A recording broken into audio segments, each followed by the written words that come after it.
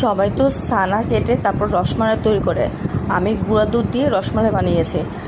1 cup গুঁড়া দুধের মধ্যে একটা ডিম ভেঙে দিয়েছি, তার মধ্যে কিছুটা লবণ দিয়ে দিয়েছি, বেকিং পাউডার দিয়ে সুন্দরভাবে মিক্সড করে তারপর গোল গোল শেপের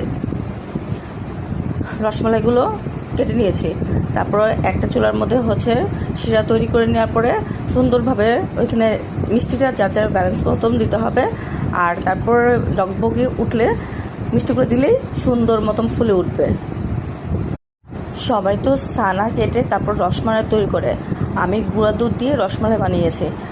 1 কাপ গুঁড়া দুধের মধ্যে একটা ডিম ভেঙে দিয়েছি, তার মধ্যে কিছুটা লবণ দিয়ে দিয়েছি, বেকিং পাউডার দিয়ে সুন্দরভাবে মিক্সড করে তারপর গোল গোল শেপের রসমালাইগুলো কেটে নিয়েছি। তারপর একটা চুলার মধ্যে শিরা তৈরি করে নেওয়ার পরে সুন্দরভাবে ওইখানে মিষ্টিটা যার যার ব্যালেন্স মতন দিতে হবে। আর তারপর ডগবগি উঠলে মিষ্টিগুলো দিলেই সুন্দর মতন ফুলে উঠবে।